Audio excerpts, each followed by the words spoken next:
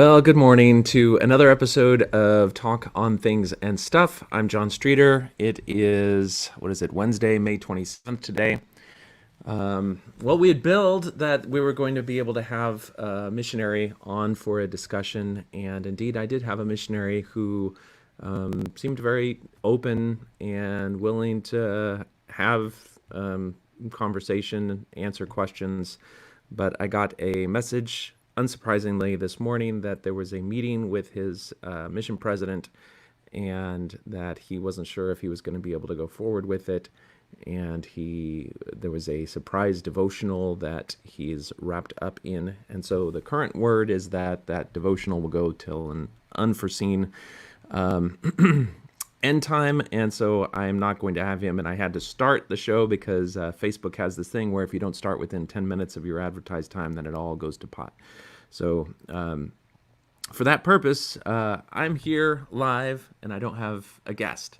So what we'll end up doing, I think, is just taking calls because there's really not much more that we can do in that regard.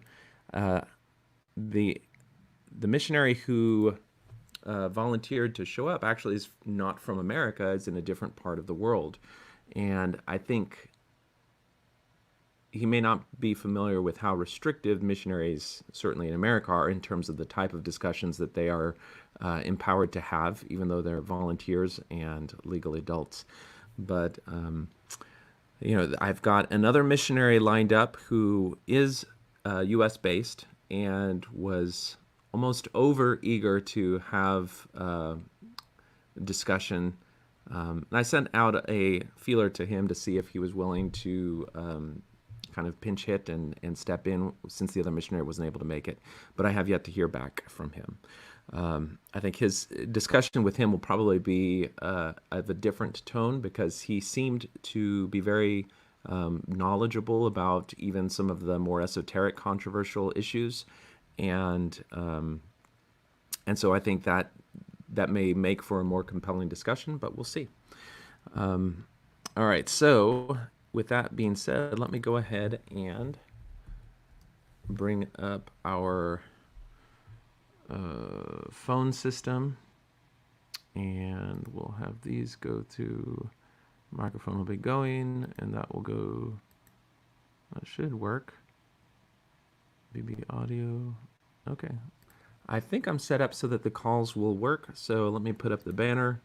If there's something on your mind, feel free to call 210-422-2222.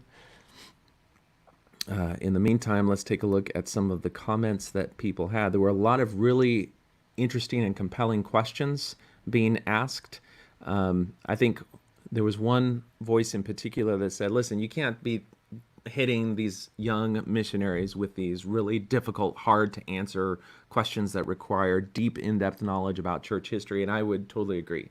And, it's always, you have to wonder what type of interaction you're going to have anytime you find somebody who's willing to openly discuss some of the controversial issues. And I've seen a number of kind of evangelical Christian apologists confrontations. I think we've all seen the various ones that Kwaku El has been involved in, and some of them are much more aggressive and assertive and kind of fit the typical Bible bashing stereotype, and others are less that way. And I hope that if we're able to get a discussion happening, that it will be something that is definitely very different from that, and much more about connecting with the particular individual and getting to know what it is that their mission means to them, and then reflecting a little bit on the nature of the type of message that they have and some of the things that go through the minds of potential investigators.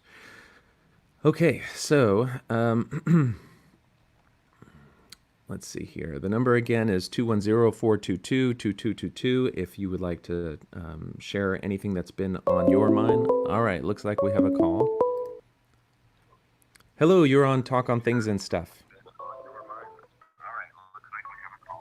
If you want to mute your computer in the background, then that'll reduce the echo. Can you hear me? Yes. Hey, what's on your mind? Yes, I can, and I'm just trying to figure out how to mute my phone. Okay. Let's see here. If you're in the audience and you can hear our caller, then please note on the comments because I'm still a little iffy on this audio setup.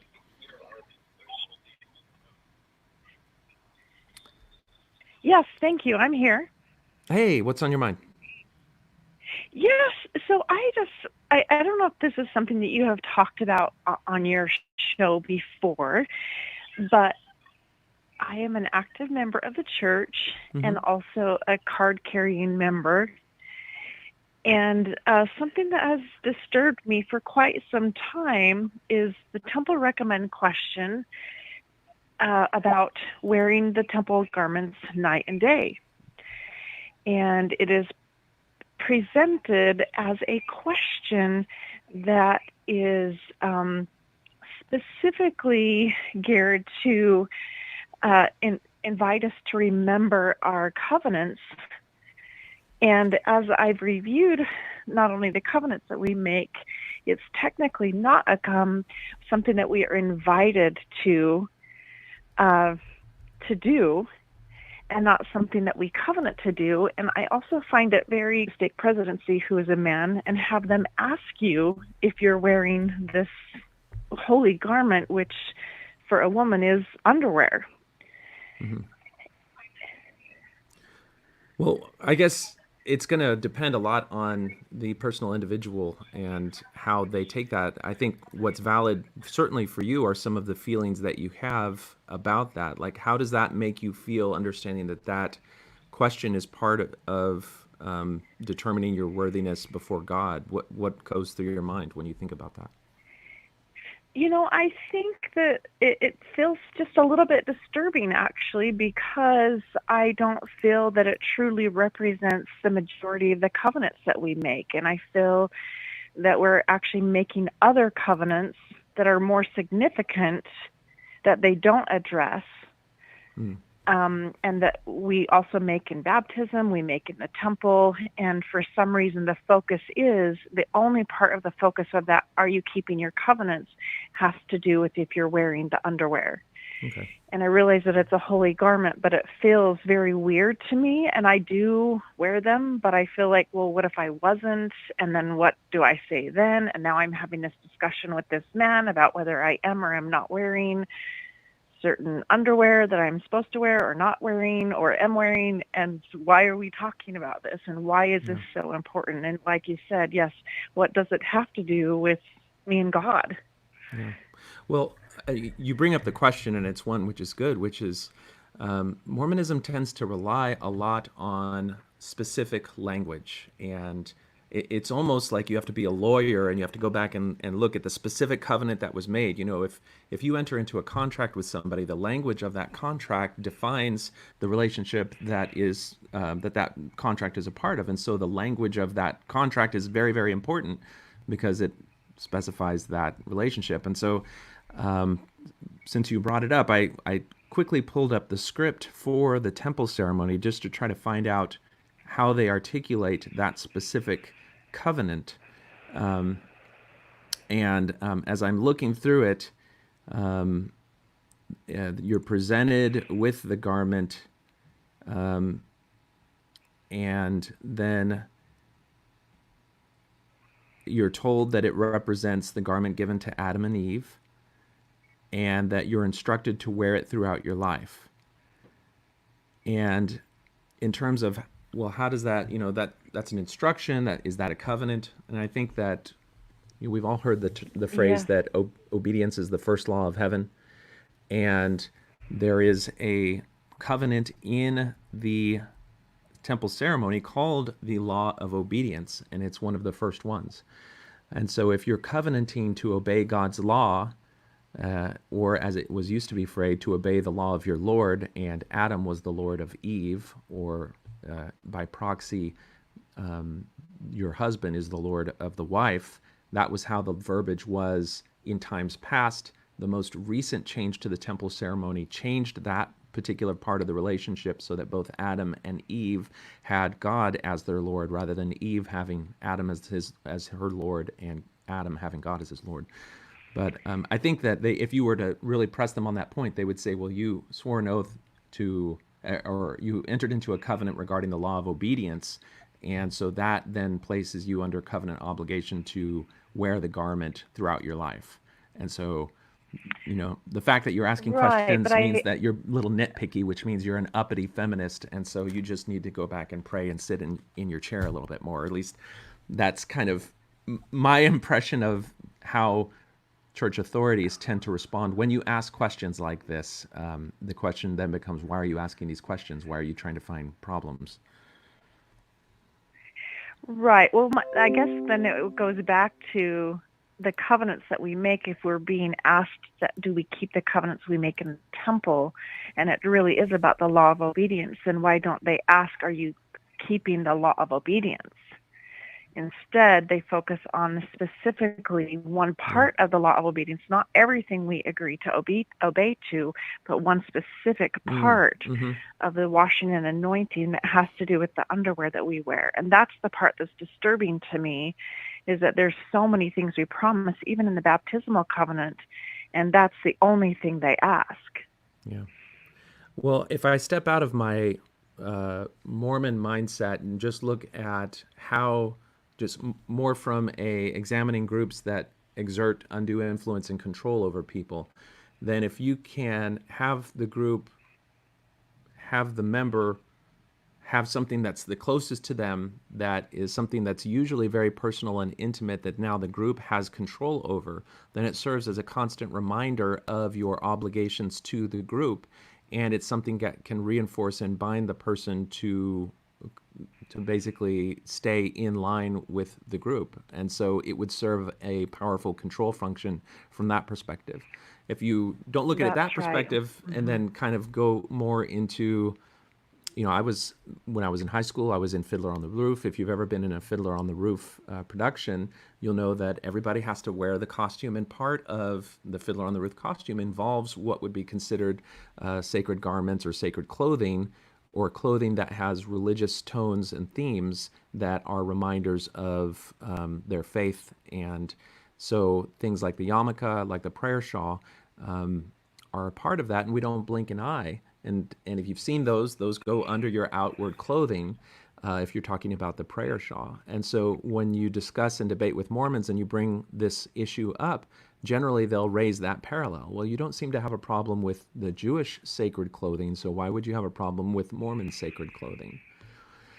Right, but there's other sacred clothing that we use in the temple and that are symbolic of, the other covenants that we make, and that's not part of the temple question. And the other part that I want to point out is that if you have been ever a victim of trauma, a victim of sexual abuse, a victim of assault, or a victim of violence, and then you're now in this room where you're being asked by a man about your underwear, now all of a sudden you're taken to this place of humiliation and embarrassment and discomfort and awkwardness of, just the mindset of that question in and of itself feels creepy to someone in that position.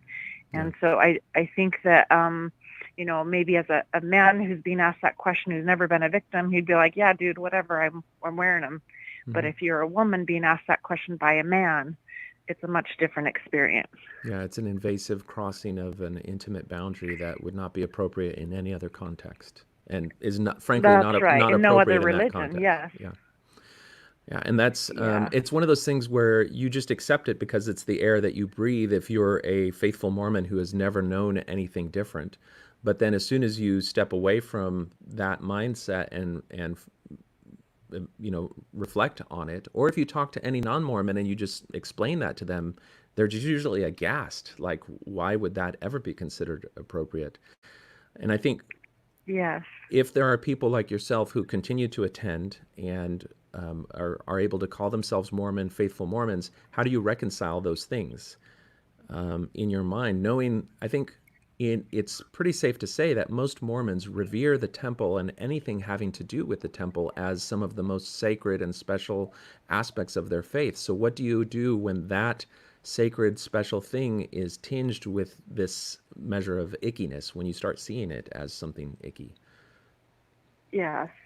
Well, and surely just, ask me if I keep my covenants and the law of obedience, and let me govern myself and let me work that out with God and let me align myself with how I interpret that, because, they don't get Mm, specific on, are you honest in your dealings with your fellow men? They don't get into the nitty gritty of, and did you lie at church or did you right. steal from the bank? I mean, they don't get so specific. They just allow you to interpret it and think about it. But when it gets to that one question, it's a very specific, very, like you said, intimate question that I Yeah. think, wow, that kind of crossed the line.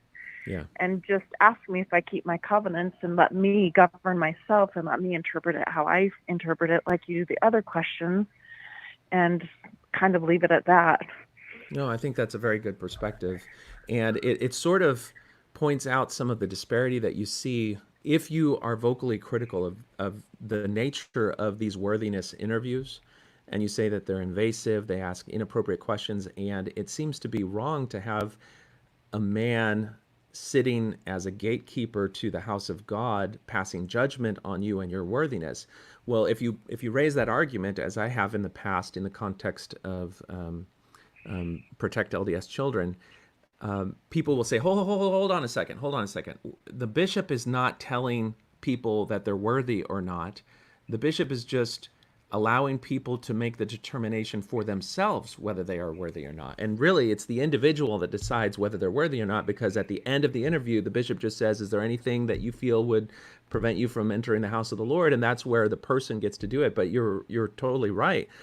If they were to simply leave the questions as, do you feel worthy to enter the house of God and that you have lived up to your covenants, then that would be, if that was the one question, then that would be the question that you would have. And frankly, you don't necessarily even need to tell the bishop that.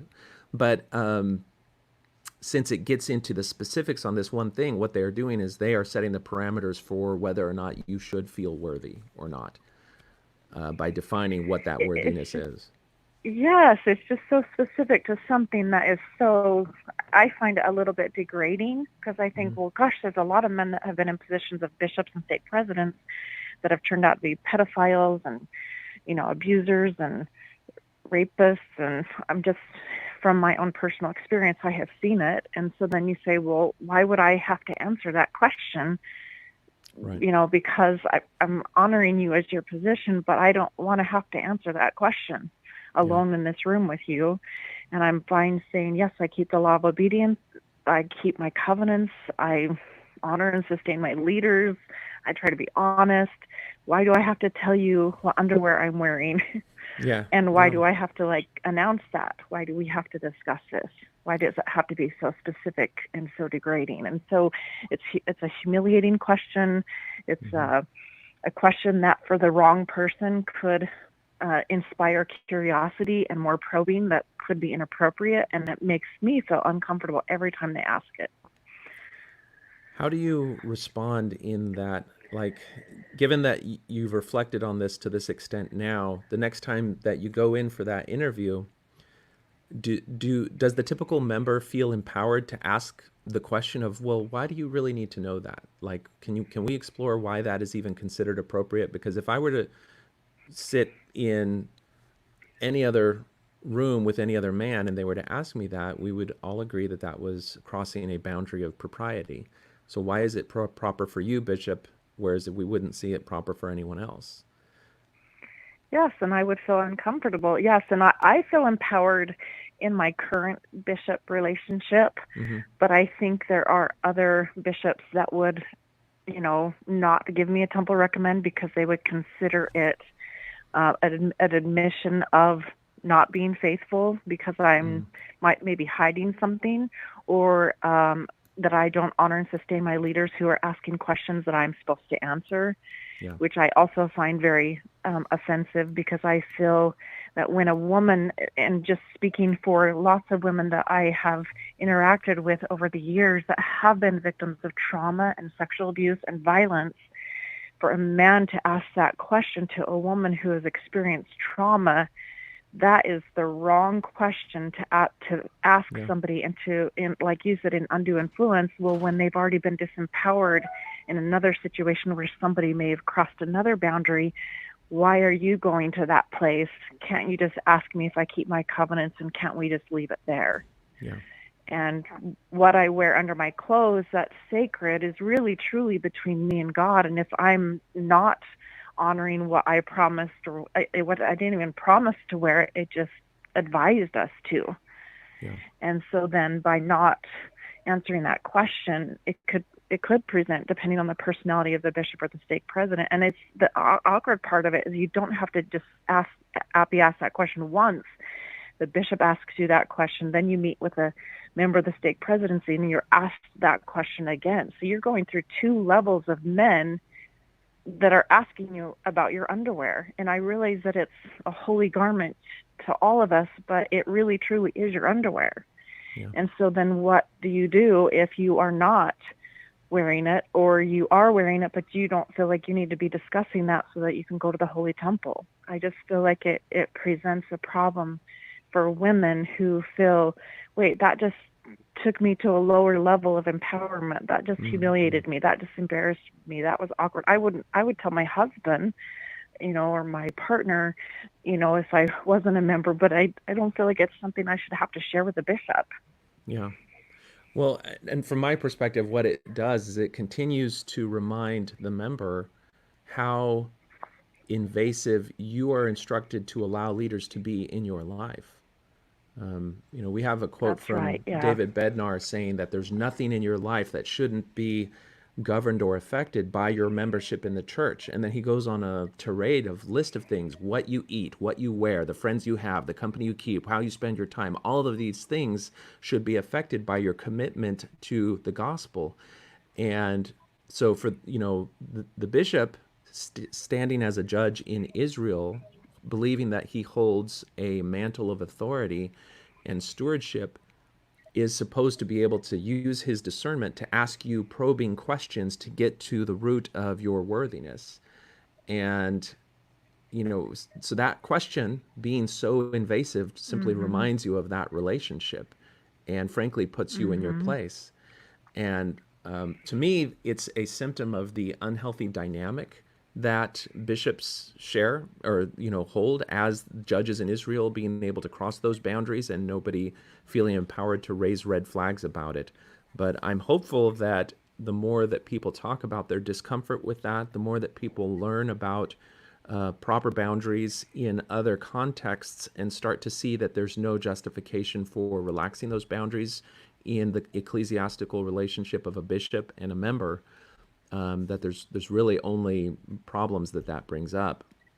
Hopefully, people will be more empowered to raise that problem, and then the church may change it. I mean, if the church is willing to change the very nature of the temple covenant in terms of Adam and Eve, and by proxy, a man and a woman covenanting directly with God rather than Eve covenanting to her husband and Adam covenanting to God, that's foundational and fundamental to the contract of the temple ceremony. If they're going to be able to change that, then I think that sets a pretty significant standard for other things that they could change in the future. And particularly if they went to a paradigm where individuals were empowered to determine their own worthiness, uh, then that would be very good. Yeah, yes. And like I said, I mean, I'm fine with them asking if I keep the covenants that I made. I don't view wearing the garments as a covenant, other than we have been instructed to, but we still are free agents. It didn't say Mm-hmm. we wouldn't be worthy to go to the temple if we didn't wear them. It just offered us certain spiritual strength and power, you know, against the destroyer, and protections. And Yeah. so, I kind of view it as the Holy Rosary, that as I have it and that I use it, that it's a protection for me. So as a free agent, I choose to wear it because I believe in those protections, not because I want to explain to my bishop why I haven't worn them. Yeah. And I just feel, it's just, I don't know, it's not something I would want to, even if my own father was my bishop, I'd be like, I don't want to discuss this with you. Yeah. And I And, think people and are we, seeing the double standard that exists in the culture, where if you're wearing yoga pants and it looks like you're on your way to work out, then there's no problem with not wearing the garment. But if are doing something other than that, then you should be wearing the garment. And people experience garment checks not by just a bishop, but it's sort of a thermostat reading of the faithfulness of somebody that you may meet in casual relationship. If you can see the celestial Mhm. smile or the line and you know that they're wearing your garments, then it kind of is a sign to other people that may make a judgment based on that. Yeah, it's definitely a symbolic representation, but yes, it still technically is underwear, and Yeah. it still can. I look at this situation, and I hate to bring this person's name up specifically, but I'm going to. His name is Stephen Murdoch, and I realize that people have the opportunity to repent, but he was a bishop, and he engaged in some very inappropriate sexual harassment and sexual voyeurism behavior that he got caught publicly displaying. And I think, well, why would a woman have to be in a room with a bishop who's not worthy, and not only that, but engaging in sexually inappropriate behavior? And I'm supposed to tell him if I'm wearing my underwear. Now, this is So, I the mean, bishop who we was caught taking photographs of women in changing rooms in the store in the mall. Is that yes, correct? Okay. that's him, yes. Yeah. And I'm not meaning to be just pointing him out, but we could come up with lots of examples. And so Yeah. women in the church are starting to say, well, wait a second.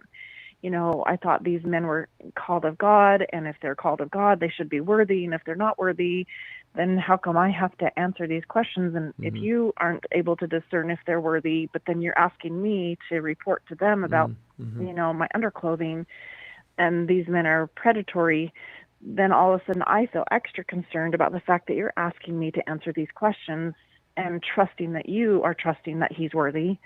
Yeah. And I have to succumb to that and submit to it because you said, and you're the leader and you're the man that receives revelation, I'm supposed to do what you say. And then it just disempowers more. I think it creates this culture of abuse and women that are submitting to men inappropriately. When I say that, meaning like just because he's my bishop doesn't mean he can have these conversations and ask questions that make Yeah. me feel like, wait, I think you just crossed a line here. Yeah. And why is that a question? Why are we talking about that? Just No. ask me if I'm keeping my covenants, and let's just leave it there. No, these are all very excellent And points. yeah. The thing that So, well, is disheartening is that because this is an accepted part of Mormon culture, all of the children that we have in primary, all of the youth that we have at every step of the way, every time they go through another milestone towards adulthood, this is normalized because at those points they're meeting with the bishop who is able to ask probing questions about personal worthiness that cross those boundaries. And because this is just everybody around a child is doing it, it's expected, then that's then programmed into your mind as being normal and acceptable. And it removes the normal situation where you would have red flags anytime somebody started asking you those questions. Maybe this is somebody who is not safe that we should talk to another safe adult about because they are crossing those boundaries. And that's it, right. like you say, it just sets people up to be at risk for exposure to somebody who is of a predator mindset.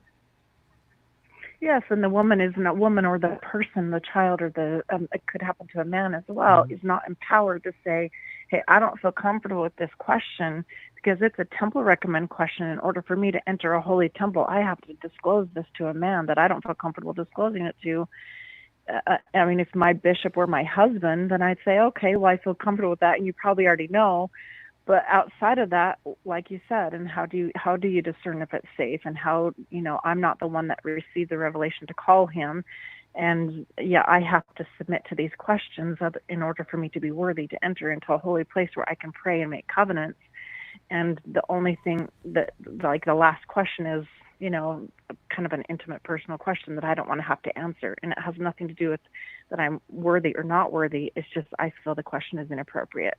Yeah, yeah, those are all good points. So Well, I applaud you for still I guess for being a card carrying temple member and still being, I guess, willing to listen to some of the things that we talk about. Because I think if you were to go back and look over the various episodes that we've had, you would probably get a sense that my position on the temple is that it was initially instituted as a means of secrecy and control and was tied in with what was originally the plural marriage practice of Joseph Smith, and and I see that it's something that it's a problem to consider the temple to be the house of God, and for people to feel like they have to submit to a bishop in order to enter that house, because it sets up the incentives for all of the different problems that we're talking with right now, and it is very disempowering, and it ends up removing people from God because they feel like there's a place they have to go and hoops they have to jump through in order to have that connection. Yeah. Yeah, it's I have a lot of interesting thoughts which, we could talk for hours on, but if you go back to the early days of the temple endowment and how it changed between Joseph Smith and Brigham Young, I started to become incredibly disturbed. In fact, I had a conversation with my dad. I said, Dad, if I had to have made those covenants before the night, I would not have ever re-entered the temple. I would have never gone back. So I'm very grateful that they changed the covenant in the 90s, You're because talking about, but what when was they removed part the of penalties regarding allowing the yourself to be blood oaths killed. and the Yeah, vengeance. Yeah. yeah. Oh, go No, ahead. I feel the same way. I didn't go through the temple till after that, and I'm not sure how I would have accepted it if it was part of it. Yeah, I definitely don't align to it for either myself or someone else. For me to feel like, wow, I mean, I love God, but can I get to know Him a little bit better before and I think the other part of it too is that when you go into the temple, you don't know what you're making covenants to until you're there, and you're still processing it 30 years after the fact. And I think that we had a little, there's no reason why we can't say, we're going to discuss the law of obedience, and it's a extension of covenants you've already made, and talk about the Mm. law of sacrifice. To me, there's no reason why you couldn't prepare me to understand what those covenants are going to be, so that when I actually make them, I'm understanding what I'm promising when I make those promises, and to have me make the promises simultaneously while I am figuring out what they mean and still discovering it years after, for me feels, wait, I just got entrapped into this promise that I still don't even know if I understand. Yeah. And I'm trying to make sense of, and it's evolving over time for me, and some things I do appreciate and some I don't. And obviously, I consider it a place where it's a holy place to me, and a place of prayer, and a place for me to, meditate and to feel closer to God. But there has been some confusion with that. I've always wondered, like, why can't we know about it? It doesn't. I realize that we want to keep things sacred, and we don't want people to defile it and to overuse it, and to. But I do feel that had the temple endowment not changed in the 90s, I would have never gone back. Yeah. It was too disturbing. And Well, it I is a think, little confusing to say, well, why has that changed? What has mm, changed and why? yeah. I think part of the problem you're pointing to is the secrecy aspect of the temple. And all of the things that you just articulated could be somewhat mitigated if the church itself was frank and open and transparent about what the temple ceremony actually is. And so that people, I went to temple prep classes before going to the temple, but there was like night and day of what actually took place in the temple. They didn't tell me. I had no idea I was going to be watching a movie, uh, a space movie about the creation of the earth, and then seeing a melodrama involving Satan and Adam and Eve. It was totally foreign to me. And then the covenants and the signs and the tokens were just completely out of left field relative to what they felt they were preparing me for. And so I think that's where things like the guy who snuck into the temple and recorded the ceremonies and put them on YouTube, that in one way prepares people for the temple much better than the church is actually doing, because it actually tells them what they're going to be doing, what they're going to be promising, so people could actually know what they're getting into. And if you look at any other Yes. organization that's a religion, and they tell you, oh, we have secret rituals and oaths and covenants that you're not allowed to know what they are as a member until you've been indoctrinated enough, we would say, hold on, that's an unhealthy, that never ends out good. So that we don't want that. But when it's part of Mormonism, we accept it without critical thought. Yeah.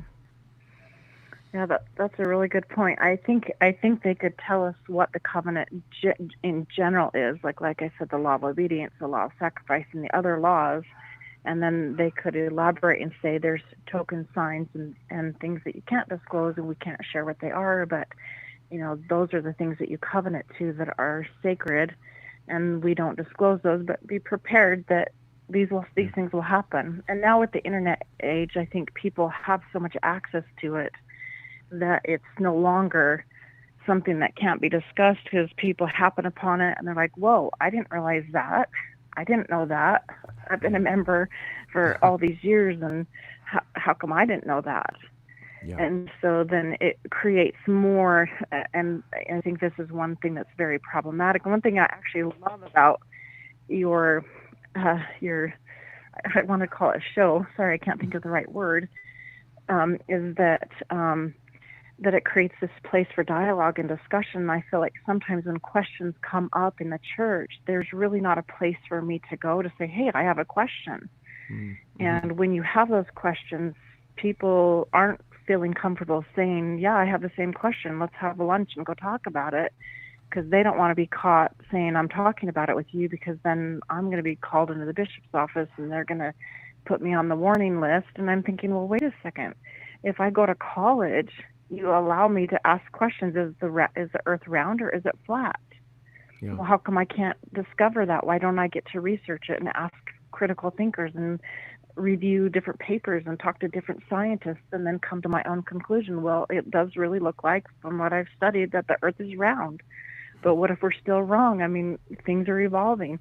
So I think we should always have our mind open to truth. And that's really why we join the church, is because we're seeking the truth. And if we question certain elements of the truth, we're not questioning God, we're not questioning our leaders, we're discovering truth, and allow us to know where we can go to discover that and not inhibit that discussion and that thought and that research. I mean, that's part of the discovery of us being free agents and deciding, what if we do find something that we don't like about it? We are still free agents, even though we're a member or not. Can't we still choose at any time what we feel and what we believe and what we're going to do about it? So we're not bound by chains once we get baptized. We still are free agents, and we want that free agency. And I guess, so I would think, well, if we got to choose to come to this space at this point, wouldn't we still get to choose the next step in our lives? And we're making choices every single day. I'm fully capable of doing that. Let me discover and choose for myself. Yeah. Well, you're articulating a very, mature and self-empowered perspective towards faith in Mormonism. And I think the leaders may want people to get to that point, but they have this paternalistic way of feeling that if members were to ask those questions, that they would be deceived by Satan and that they would inevitably fall away. But maybe we'll see a change. I periodically do a search on YouTube for all of the apostles' names, because when they go and they tour the world, if they're doing like a regional conference in South America, well, they don't have the infrastructure really to get everywhere, so they'll have one of their centers broadcast the general authority talking on YouTube so that other places can get it. They don't mark this anywhere, but you can periodically search and find it. And so I've been able to dig up some talks by Bednar and some other of the leaders that you won't see anywhere else. And if they're interesting enough, I'll put them on the YouTube channel. But one of the things that I found was Bednar talking about the temple. And he specifically says, everybody seems to think that the temple is so secret and you can't talk about anything. There are only a few things in the temple that we consider that you can't talk with, and we can talk about things in the temple. And I think if you take that in conjunction with President Holland's response to the BBC reporter in that famous documentary around when Romney was talking, the reporter tries to tell him that the temple is secret and that people won't won't be able to talk about it. And Holland says, no, no, no, no, no. It's only the specific covenant of the member that is sacred or secret. And so if you were to then step back and say, okay, that means then we can talk about the temple except for the specific covenant that an individual makes for themselves, then that frees you up to talk about much more, because then you can talk about the verbiage and the language of the law of chastity or the law of obedience or the law of sacrifice, all of those different things. You can talk about them and not feel shame, or not feel like you have to be shut down by a member for doing it. But we can find those little permissive statements from authorities in small pockets, but until I think we see that over the pulpit and general conference, just out of a regard for an abundance of safety, Mormons are not going to feel comfortable talking about it.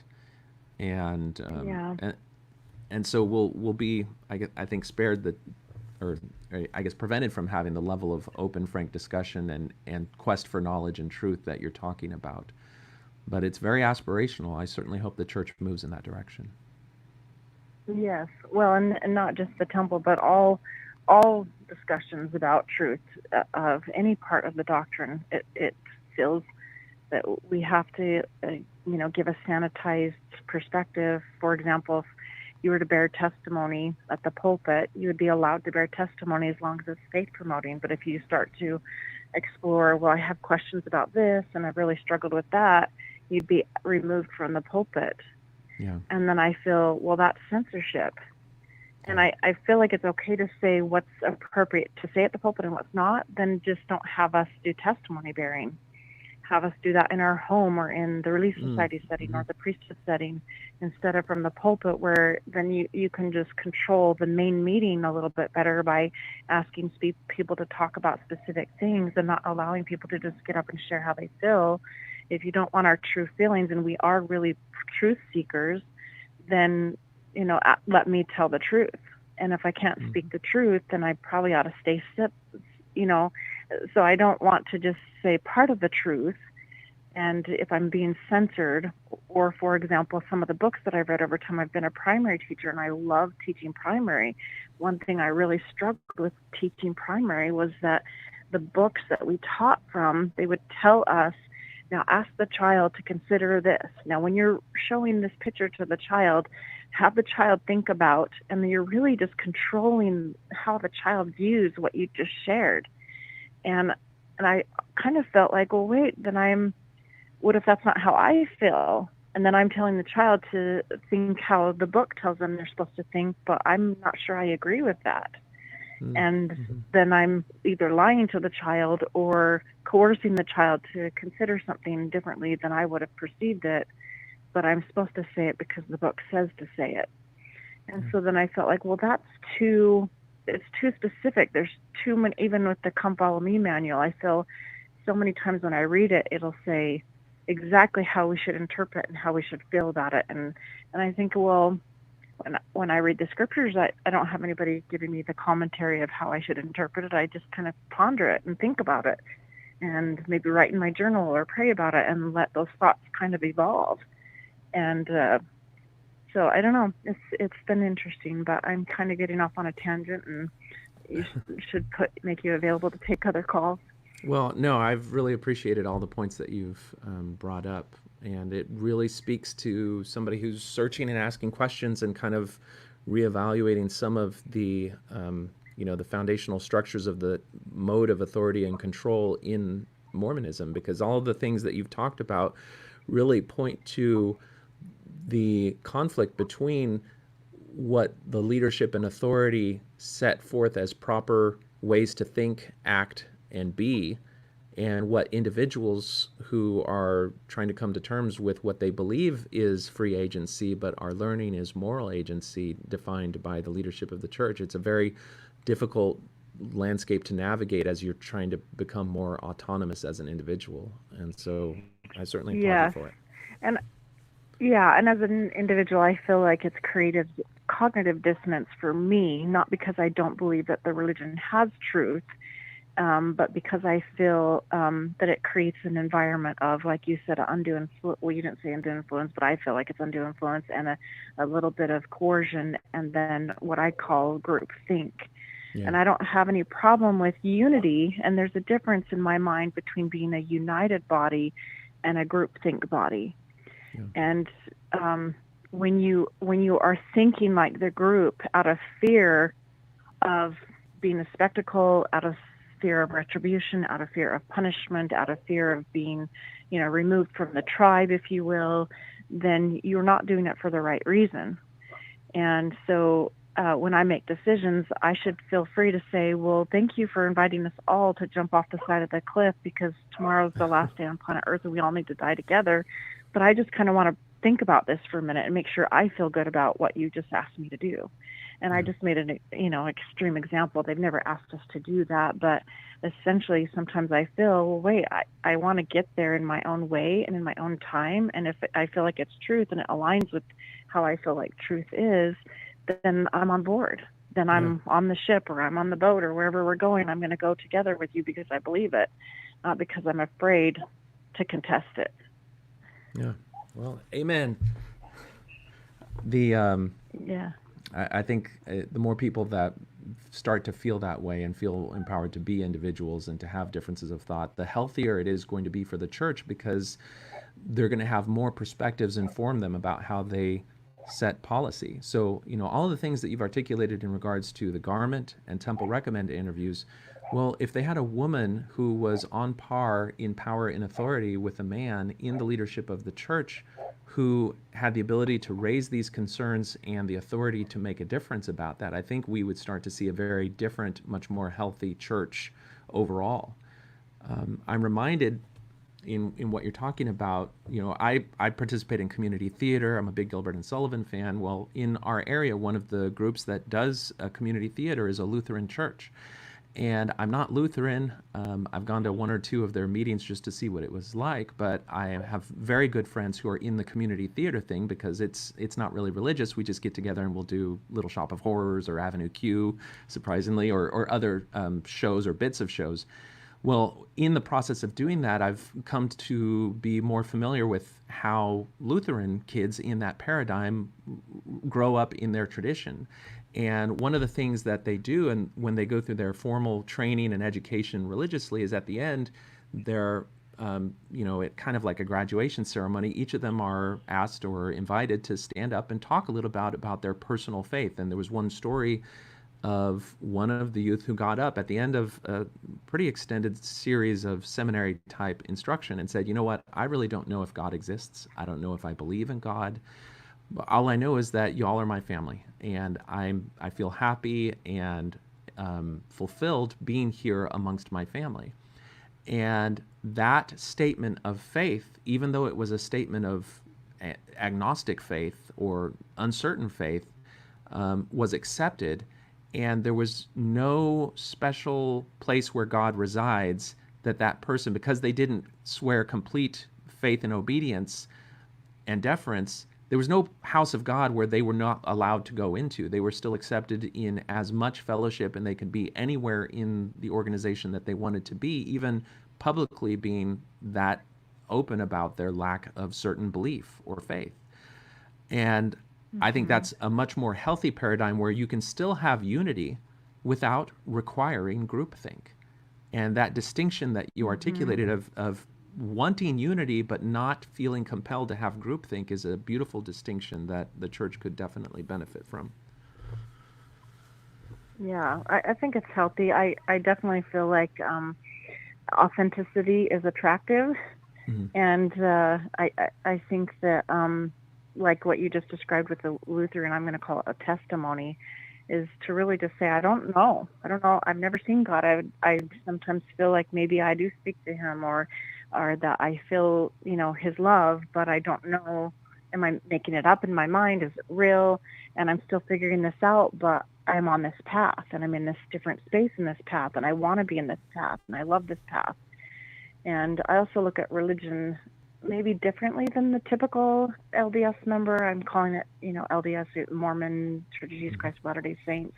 Yeah. But I feel that religion is a conduit to our spirituality. And what I mean by that is I get on the religion is the bus for me. That I get on that bus, and it's taking me to where I want to go, which is to be with God.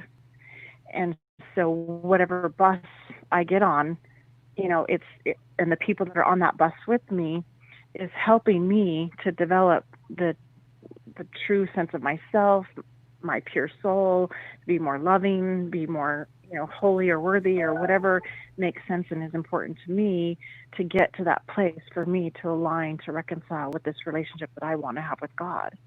And I look at religion in that way, not as I have to go to church, otherwise I'm going to go to hell. And if I go to hell, then I don't get to be with my family. And, I look at it differently, and I feel that I don't really align to that feeling of some of the conformity that I see. And I think sometimes I maybe rub people differently because I am a vocal female person, which is also not very attractive in the religion. A woman who has a voice and an opinion and isn't soft-spoken and is an intellectual and a strong advocate for women and still trying to be an active, faithful member of the church. It's just some cognitive dissonance for me and for others. You hit a But lot I of think there's room for the that. check boxes there for a dangerous woman in Mormonism. Well, I do think that is possibly true, but I think of Esther in the Bible. Esther was a dangerous woman. Esther was a woman that was willing to risk her life to face the king. And she faced the king to save a whole population of people from genocide. And if we don't believe in the power of a woman to enact change, to save people, to save souls, to save lives, to go about doing good, and I use the quote, for such a time as this, then we're not powerful people as pure followers. And some people are going to be leaders and some people can be followers, but each one of us have our own divine purpose. Whatever religion that is, we have a space and a purpose. And Esther had her purpose. And I feel like, how could she have fulfilled her purpose if she was willing to be quiet and sit in the shadows? Yeah. And if you look at that in terms of any Christianity or anybody that references the Bible, to look at that story and say, we have to give credence to women. And you think of the prophetess Anna. She's also in the Bible. She didn't become a prophetess because she sat at home and made food and cleaned the shoes and feet of the men that walked by. She became a prophetess because she was a powerful influencer. She was a woman of change and a woman of thought and a woman that took her devotion to God seriously. She became a prophetess and bypassed all the odds and defied all the odds. You think of Hannah in the Bible. Hannah in the Bible was able to receive a fulfilled promise to be the mother of Samuel. I hope I'm getting that right. I think it was Samuel. And she did that because she was willing to approach Eli, who was the prophet in the Holy Temple. And there's a lot more to that story. And obviously she was a mess on the floor and he approached her, but she got a blessing. She got a promise. Well, women didn't approach men. Women didn't ask men for things. They waited to be spoken to be invited to, she sat at the foot of the temple waiting.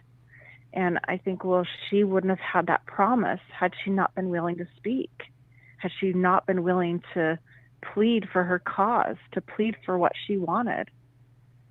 And I don't think it's our place to be silent. I think it's okay to be silent if you want to be silent. I think it's okay to sit in the shadows if you want to sit in the shadows. But if you're a leader, I think you need to stand up and be a leader.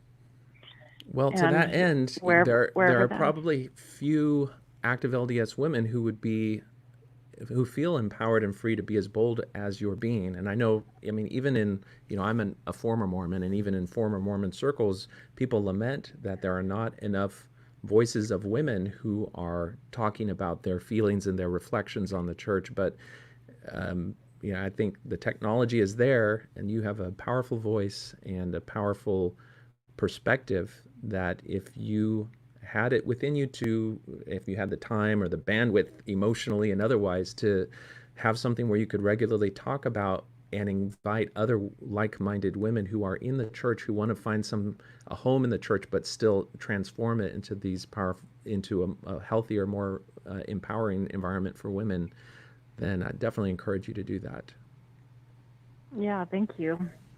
Yes, one step at a time, and I think we're seeing some little bits of change, but not a lot. And I think it will get there over time. I think the church will eventually be forced to do that, and partly because as millennials become in the driver's seat in terms of Yeah, leadership and in terms of, hierarchy, if you will, that yeah, as that evolution takes place, the church will be forced to make changes to adapt to the mindset of the youth. The mindset of the youth do not, sit in silence in the presence of a man. yeah, And those changes will occur as evolution. They will have to evolve, or they'll see the numbers of the church diminish substantially, that people won't conform to them. They'll have to decide, well, wait a second, we might have to reconsider how we treat women in the church, or how we listen to them, or how we make them feel, or the questions we ask them, or their, I brought this up to somebody just recently. One of the things I feel very strongly about is that women are perceived as baby makers and servants, and men are perceived as priesthood holders and leaders. Well, those aren't equivalents. yeah, And you believe that God loves everyone the same, then you're going to start to see that there's going to have to be an evolution of equality. hmm, And the church is going to have to acknowledge that. And I think as, the older brethren kind of, eventually, I don't want to say die off, that sounds mean, but as they evolve to the other side of the veil and younger leaders come into these positions, they will also bring with them a younger perspective. yeah, And that is not so um, strong in terms of women do what you're told, which they say from the pulpit, we want to hear your voice. But in reality, that's not what they want to hear. They just want us yeah. to feel that they want us to hear it, so that we stay in the church and continue to bring brownies and funeral potatoes. Sorry, that's my own Well, perspective. So, you but you I probably think are it's, familiar with Kate Kelly, who famously yes, started the ordained women movement, and she got into some hot water around the time that she was excommunicated for observing that the more that people wake up to the inequality and the injustice and the problems in the church, the more they're going to walk away, which will tend to have the people who remain in the church be more of the yes men and more fundamentalist perspective. And I think she said it a little, maybe a little more callously than that, but that's the fear that I have, because I think what you're talking about is a very hopeful perspective for the future. But if the people who see the importance of equality and see the need for women to feel more empowered, for the brethren to be less controlling, those people, there's a threshold at which, rather than stay in and be part of the change and part of the new leadership, they're just going to walk away. They're going to be like, well, I don't need to be part of this controlling paradigm. I don't want to either be at the head of it or under the boot of it. I just need to live my own life. And then, so what that is going to do is it's going to leave the more extreme, less liberal minded people in those pathways towards leadership. Because if you talk to a bunch of Mormon, there are still, yes, there are millennials who are, they've been watching movies and are much more egalitarian and equal minded, but there are also the youth who are very cocky and very headstrong and very much kind of that old Mormon authority paradigm. That's the way it should be. Women have a place and they need to stay in their place. Men, there still are little pockets of men. And if the paradigm of the church doesn't change in terms of how you're selected for leadership positions, where you have to back the brethren, and it gradually filters down when you get to stake president and 70 and everything, all the way up till you become an apostle. It's, one potential future is where they continue to select for the more ultra conservative fundamentalist mindset, and it gets more in that direction as they just start losing membership and they have no idea how to respond to it. So hopefully between these two futures that we've laid out, there's something that's closer to your paradigm than mine. yeah. Well, and you know, my own personal opinion, and I don't have a really strong opinion in terms of women having the priesthood, but I will share that, and some of this is scripturally based, is that if you believe that a man can be a priest and a woman can be a priestess, or a king and a queen, which is very much a part of the temple ceremony, then you have to acknowledge that if that's true, and you're telling me it's true, and you're asking me to make covenants to align to that truth, then you have to acknowledge those positions are equal. And so you can't have both. You can't tell me that I can be a priestess, which is equal to the power and privilege of a priest, but then tell me I need to stay home and have babies and make brownies.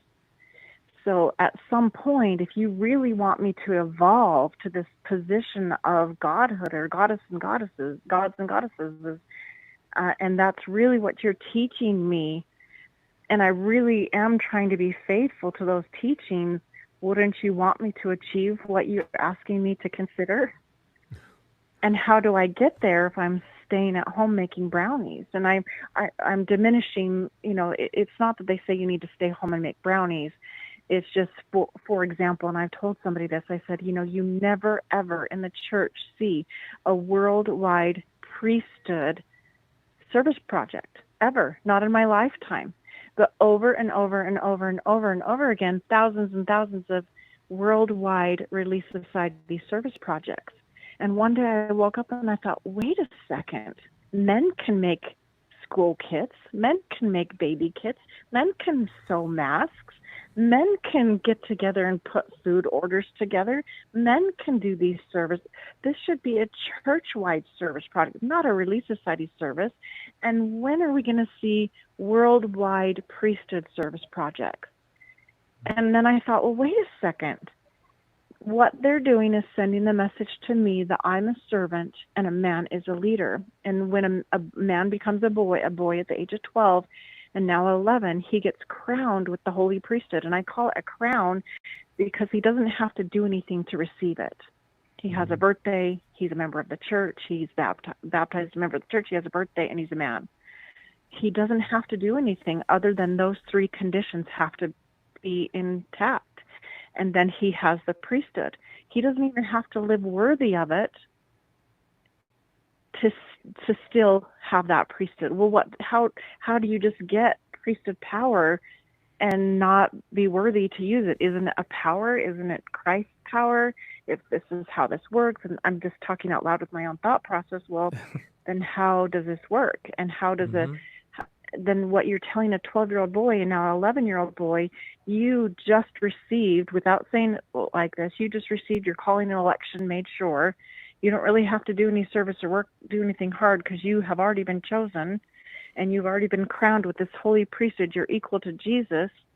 But all these women have to do all this service with the hope that someday we'll trail behind you and make it in out of all of our slave labor good works, that somehow we'll be right behind you and that you'll let us in the gate if we make enough brownies and funeral potatoes and do enough service projects. And I just thought, well, wait a second, that doesn't feel right to me at all. I don't mind serving. I love to serve. But we're creating this entitlement in men and this subservient servitude mentality in women, and that we have to accept that as our place. And men, of course, men are going to accept that as their place. They just got a crown. Yeah. They're now in charge of women. A 12-year-old boy or 11-year-old boy has more priesthood power and authority than his own mother. In the pinky, so more authority in his pinky. That's right. And what did he do? Well, he doesn't even understand it. Does he have to memorize scriptures? Does he have to memorize the Book of Mormon? Does he have to learn the Word of God? Does he have to pass some classes? What does he have to do? Nothing. He doesn't have to do anything to achieve that. He just gets it. He doesn't have to even earn it. And women spend the rest of their lives earning that servitude position. And I'm thinking, well, I don't want to be a servant. I don't mind serving, don't get me wrong, but I don't want to be a servant. Yeah. I think particularly when that role of servant, I think somebody from a faithful perspective would say, oh, no. We're just, Christ himself said that the people who are the head first shall be the last, and the last shall be the first, and the greatest among you shall be the servants. So really the priesthood leaders are serving like all those things that you're not mentioning that the priesthood do. They give blessings, they organize conferences, they make sure that the day-to-day functions of the ward and the stake are happening. That's all service, and you're discounting that service. Your service is just a different type of service. And so then they're gonna blur the lines between authority and leadership and the work of service that you're talking about in order to try to make them equivalent but different. Yeah. Well, I understand that they are different, but then you want to equate motherhood is equal to fatherhood, not motherhood is equal to the priesthood. Those are not equal to me. Priestess is equal to the priesthood. A priest is equal to a priest, or a priestess is equal to a priest. And so then I say, well, yes, motherhood is wonderful, but what I'm biologically capable of creating is equal to what a man is biologically equal to create. And so he's capable of being a father, and I'm capable of being a mother. And then we both, jointly raise that offspring, hopefully, and use the best of our resources to provide for it and to unitedly make hopefully normal citizens in society, contributing members of society. That's not equal to me to the priesthood. And I think that I love the priesthood, I love their leadership, and I honor that. I honor my leaders, but I don't want to be a servant to them. And I'm fine, honoring their titles and their positions and honoring, the service that they give. But I think that we just send a message. We send a message to women that they're servants and that they're. We send the message in a lot of ways. I'll give an example of a funeral. Men might come a little bit early and they set up chairs and a table, but women are, 3 days before the funeral making food assignments, then the day before doing table decorations, then the day of setting up the whole entire day, cooking, preparing. Besides that, before that, they're preparing the funeral. Who's going to play the organ, and who's going to do the musical numbers, and the bishop takes care of the talks and works with the family on that, and the Relief Society president is helping the family with other needs and visitors and getting the Relief Society involved for that. And then you have the whole day of the funeral. The Relief Society is getting the meals together and the desserts and making sure everybody's comfortable and everything. Then they serve the meal, and then they clean up for the meal. The bishop, if he comes, which most of the time they do, he shows up in time to give his speech, his talk, and to administer. Usually they officiate for the funeral if the family has asked them to, and depending on the family, but usually they do, or a counselor if the bishop's not available. And then he officiates and kind of conducts the meeting, and then gives his speech or his talk if the family has invited him to, and then they close the meeting. And then the women finish the meal and the service and then the cleanup, and then the women are giving meals to the family for weeks after, bringing in meals and taking care of the family. The bishop might, sometime in the first 2 weeks, maybe come and visit him twice, the family again twice, wants to check on them, and another time to just see how you're doing, and then he gets back to his regular business. And that's generalizing. Some bishops don't come and visit, some of them do. But the Relief Society is there every day. They're bringing meals every single day. What does the family need? How can you help the family? And so, you look at that. Well, there is leadership, and there is priesthood authority, and there is governance, but then there's servitude, and the women are doing all the service. And I only point that out because, nowadays, if I'm asked to bring a meal, I run to Costco and I go get a lasagna and a loaf of bread that's already ready to throw in the oven. And I think, well, gosh, a man can do that. He can go buy a lasagna from the freezer section at Costco. You're better than me. I'll just send him a DoorDash coupon. Right? Same thing. I mean, we just live in modern technology that really we can unify our efforts a little bit better, and that we don't have to say, well, I have to do this because I'm a woman. And we see so much of it that they say, well, we need the Relief Society to make masks, for example, with the pandemic. And I thought, here we have all these women. They're running their households. They're teaching their children at home. because the schools are closed and Yeah. they're working from home. And then we're asking them to make 5 million masks for people worldwide, for hospitals that already have resources from the government to make masks. And I'm not discounting that we should or shouldn't. I'm just saying, well, what about the men too? Like, can men make masks? And can men buy sewing machines? And can they buy material and thread? And can they, donate scissors? And let's make this a worldwide service project, not a Relief Society service project, because the men can contribute too.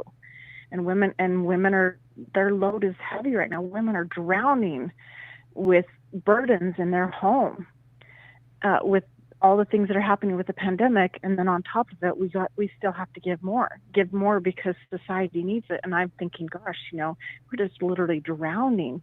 It's like the Energizer Bunny. We don't stop giving. And I don't mind giving. Sometimes it just feels too much. And the perception is that it's the Relief Society's job.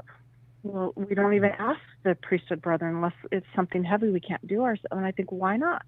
If I'm going to learn how to sew and make a mask, which I've never done before, certainly a man can if he wants to. Invite everyone to participate. The youth can participate. Children can participate.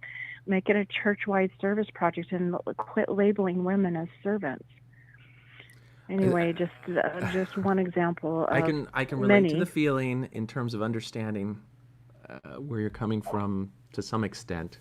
Being a man, obviously, I can't totally relate to it, but I could imagine that the rejoinder that you would get is, well, the women have this. This is the thing that they can claim as their own. Once the masks are made, they can say, listen, we did this. This is what makes the Relief Society special. This is what makes us an engine for change and care and relief that the priesthood doesn't do. If they open it up, then suddenly it's like, okay, now the men and the women are all participating in this service, and the men get the leadership as well. So now we continue to have inequality. It's kind of until that moment happens that you discussed earlier, where they do acknowledge the equal role and expectations of priest and priestess. If we go to the temple for that, then they're not going to see that type of equality that you're talking about, because there's always going to be this difference between what women are supposed to do and what they can't do. Yeah. And for me, it's like, okay, well, how can the church make this change? Well, there's already a part of the temple ceremony that's alluded to. You mentioned, well, if I'm going to be a king and a queen and a priest and a priestess and they're equal, well, if you go back to the endowment ceremony, you are not given those roles. You're only promised that you will be given those roles in the future. And then it's really the second anointing where a husband and wife pair are actually crowned as king and queen, priest and priestess, and not just set apart to be that in the future. And so, the church has a roadmap. If they wanted to actually give women the priesthood, they could simply take that second anointing that is right now reserved for only a very, very select few. They could open it up and make it just a natural part of the endowment ceremony and give it to everyone, because then they could take the point you make, is that now we are allowing everyone to be priest and priestess, which gives priesthood authority and power to women no different than men. And that opens up a pathway where they can now be 70s and apostles and prophets, no different from men. And it's going to take time. Even if they do that, we allowed black men to have the priesthood in 1978, but you didn't find a black stake president or black 70 till decades after that. And so it'll take time if they open it up to women, but that's the change they're going to have to make. And then the differences that you talk about here will hopefully be mitigated, because you'll have women in positions of power and authority who can set the tone for everything. Yeah. Well, President Hinckley had an interview with Larry King on Larry King Live, and he says, well, why don't you give the women the priesthood? And he said, well, they're not asking for it. Yeah. And I thought that was an interesting response that I hadn't really thought about. They're just waiting for us to ask for it. But on the other side, as soon as there was a movement of women who started asking for it, well, then we're going to kick those women out. Yes. I have some very strong personal opinions about excommunicating people, and now they call it a membership council, Yeah. who oppose the church's opinions. I feel like, well, aren't we joining the religion as a pathway to God, and isn't God the ultimate decider of whether or not we make it? So whether we're on the bus or we're not on the bus, don't we get to choose if we want to take the ride to the next stop, or if we want to get off, or we want to get off and then get back on? And isn't it more important to remove somebody that's somewhat predatory and being violent and abusive and sexual abuse and other criminal predatory behavior? That would be where I would actually draw the line, not that you said something that the brethren didn't agree with. Yeah. And so out you go. And especially with the Sam Young thing, I thought, well, wait a second. And I know a lot of people felt that really strongly when Sam Young was excommunicated. I thought, well, wait a second. You changed the policy right after you excommunicated him. And that doesn't make sense to me. So if he has a problem and he comes to you and you guys don't change the policy, he makes I'm going to call it a stink about it publicly, and he gets a lot of people that say, yes, I agree with you. That's not right at all. And then they excommunicate him to make a public spectacle, and then they actually institute the policy change that he was petitioning for all along, that they wouldn't listen to him and make the changes initially. And then I'm like, well, wait a second, that doesn't feel right to me. I don't get that. I don't understand why he got kicked out of the tribe. If you agree with him and actually made the policy change, what did he do wrong? And then you reflect further, and you understand that the thing that he did wrong was criticize the leaders and be vocal about it. And that is a different sin than the policy being wrong. It's confusing, I mean, this comes back to my truth circle, where I'm like, I analyze truth in my mind, what truth looks like, and I think, well, that doesn't make sense. That doesn't feel right. And why did that happen? I think the same about the September 6th, where they actually wrote commentary that I haven't read everything that was written, but I'm aware of some of it. And they were actually excommunicated, not because they published it, but because it was truth. And that part, I didn't actually even know until a few years ago what it even said. But what I discovered was that the church actually afterwards released some of that information in historical documents, the very same things that these individuals were actually excommunicated for releasing. Yeah. And I thought, well, that's interesting. And then I thought, well, what is the policy for excommunication? I mean, if I'm a member and I'm paying my dues, I call it my dues, some people call it fire insurance, tithing. If I'm paying my dues, wouldn't I know what the rules are for the membership? Just like when I pay my dues for a gym, they tell me what the rules are for me to be a member and to stay in the membership and to continue to use their facility and to continue to participate. So wouldn't I get to know what those rules are and say, I agree with those rules or I don't agree, and then I get to choose if I want to be like on your gym membership? And if I violate the rules of breaking your machine, you're talking of a totally different organization. the mindset, yeah. The Mormon Church is not it's not a polity that allows the membership to have any measure of check and balances on the leadership. It's very much a top-down polity. So the type of relationship between members and leaders that you're talking about does not exist in Mormonism. It perhaps did when it was smaller and there was this notion of common consent being a check on the leader's actions and decisions, but that notion went away decades ago.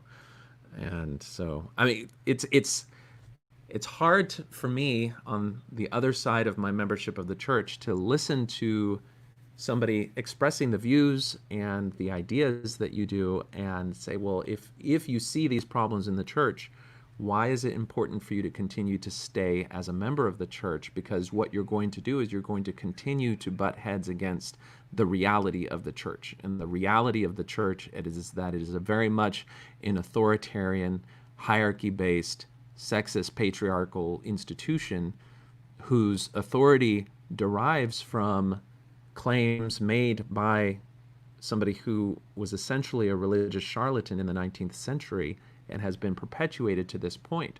And to the extent that you want to remain under, in that prison of belief and under the boot of that authority, then you are continuing to disempower yourself and to have the focus of control and autonomy over your life rest with them rather than with yourself. Because at any point, as you continue on this journey of starting to express yourself, they're going to be able to label you as other by either whatever we're calling excommunication now, or censorship, or otherwise. Yes. Well, I mean, they can only excommunicate so many people who disagree with everything. And so, I mean, that might be a way to, I call it, well, I don't know the word exactly, but when Hitler wanted to establish control, he executed someone. He had somebody execute someone, and he did it in front of everyone. And the reason why he did it was so that everyone else would know what would happen to them if they disagreed with him. And that's how he actually got everybody to align with him, even though people did not agree with him, that they did what he said. And I guess an answer to your question is that my truth is with God and my relationship with God. And I guess if I believe that my relationship with God has to go through the church, I mean, that's what's really confusing. And that's what I'm still sorting through is where is that truth? And there's a lot of confusion there for me. And I think I'm in a phase of my discovery that has created a crisis of faith and a crisis of identity that has been evolving over time as I've witnessed certain things and witnessed other people and seen things on the internet and had discoveries and thought, well, wait a second, what I can do what other people are doing, and saying, I realize that this doesn't feel right and this doesn't look right. Do I just stay on the boat anyway? Just say there's a lot of things I don't like and a lot of things that aren't working and a lot of things that don't feel like truth? Or do I jump off the boat and say my truth is too strong, that I can't stay on because there's too many discrepancies with my truth? And I can't answer that right now. I mean, I feel too like if, for example, if you're dating someone or you're married to someone and they want to divorce you because of some discrepancy in the relationship, my philosophy there is that you divorce me because we don't agree. Once you make that decision, then I move on. I'm not going to stay and wait for you to come back. And regardless of how I felt about you, once you decide you're not committed to the same level that I am, then that relationship to me is over. So I don't really look back. And I guess if that's how the church that I love would treat me, then I would move on. I'd have to move on. I'd have to say, I don't think I can do this. But I look at religion as not, it's the bus to spirituality. I look at religion as religion, and spirituality is my personal relationship with God and with Jesus Christ. So even though the covenants that I make are through the church, it's because of my relationship with God that I'm making those covenants. And I can remember being kind of at that point, and it was really once I realized that the church and the leadership of the church was the one defining what those covenants were, and that those covenants were then used as a bludgeon against me to put me in line anytime my thoughts diverged from what they set as appropriate thought, because there was always this notion of, are you a covenant-keeping member? Then I realized that the temple and everything involved with it was a method of control, and it was a way to keep me in line and to hold that over me, even to the extent of, if somebody, they can always threaten to take your temple recommend away. And it's a difficult moment to be at where you are, where you're torn between your impulse of defining faith and devotion to God through the lens of Mormonism and seeing the value of defining your faith and devotion to God only through your direct relationship with God, defined on your own terms. Because those are two very different things, because when you look at it through the lens of Mormonism, it's tied in with the authority and control that they hold over your life. And that colors, invisibly, it colors how you look at the world around you and how you judge yourself and other people around you. And it's really hard to separate your own voice from the voice of the brethren so long as you exist under the shade of the notion that they speak for God in any way at all and to any extent more than anybody else. So my heart goes out Yeah. to you. I can see that you're on a journey and that you've, fortunately, it sounds like you've got enough of an identity and an empowerment of yourself that you're not going to let them take that from you. So my hat's off to you and wish you the best on your way. I am going to go ahead and see if I can get to another call. Thank you so much for Yeah, sharing thank your you. perspective. It was very enlightening and probably more compelling than a missionary discussion that we could have had today, but we'll still hope for that in the future. All right. Thank you for your time. Have a good day. All right, take care. Bye-bye. Bye. All right, so let's see here. Wow, that was a lot. We covered a lot of different ground, but it was all very interesting and compelling stuff. Let's see here. The phone lines are open once again, 210-422-2222. If you want to share a little bit of what is on your mind. I've gotten some messages. I had a backup missionary who I invited to see if they were available. He said that he's not today, but we may be able to set something up for Friday. So hopefully we'll be able to reschedule our missionary discussion and set that up for Friday. If you want to call in, the phone number is 210-422-2222. Let's see a couple of the comments that came in during our caller. Let's see. Mike says, I remember when I went through the temple the first time as a convert, the only thing I learned from the prep class was that I'd have to wear the garments, which was horrifying to me as a 19-year-old. Okay, we got a call. Let's see what we can do here. Hello, you're on Talk on Things and Stuff. I have actually a question I wanted to ask Sure. you.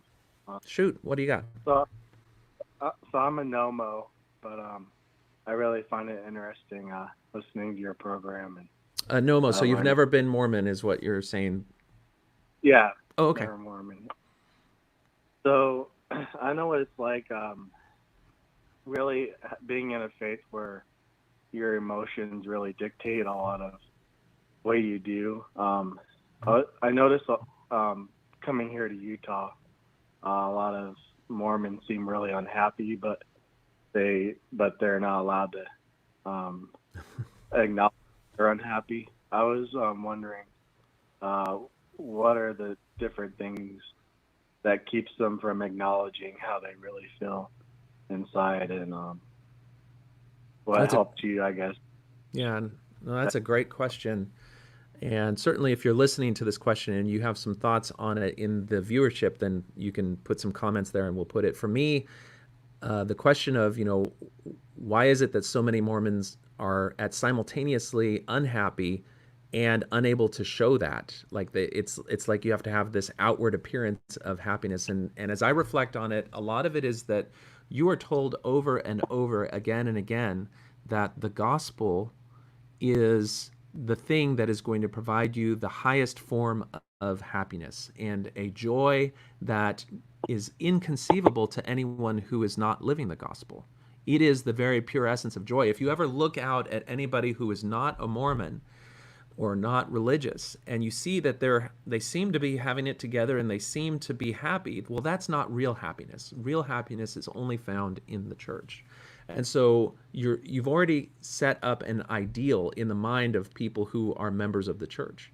But then you add on additional messages that are that, well, you really can only achieve that state of happiness if you're living the gospel, because you've got to be, if you're committing sin, if you're not living up to your covenants, if you're not obeying the brethren, if you're not doing what you're supposed to be doing, well, then you're going to feel guilt and shame and remorse. And part of that is the lack of the Holy Ghost. There's all of these messages that are giving you about how you're going to feel. But at the same time, they're going to ask so much of you, as was alluded to in the past call, particularly if you're a woman, but also if you're a man, they're going to ask so much of you. And there are so many rules and restrictions over what you're supposed to do, because you can always be praying more. You can always be more spiritually minded. You can always do more. And so to the extent that you're not doing everything that you should be doing, you're going to feel guilt. And so you're going to feel unhappy or unworthy. You're going to feel that you're not living up to your potential. But at the same time, you have to put on a happy face and seem like everything is okay, because we are very much a religion that is prosperity gospel based, which is that if you are doing what you're supposed to do in regard to God, He will bless you in this world.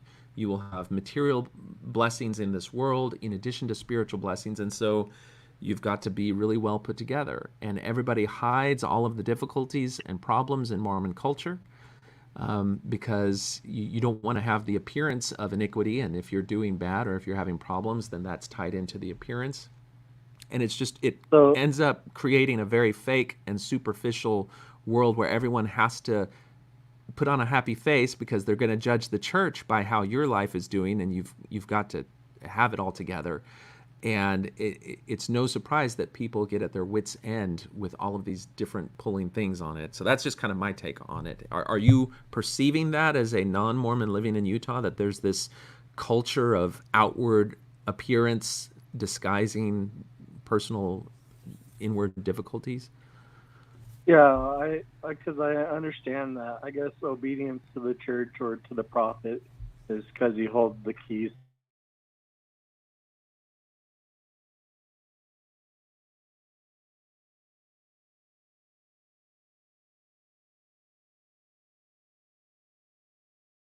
to experience. I see more like emotional breakdown, and because I mean, I would be suicidal if I had to.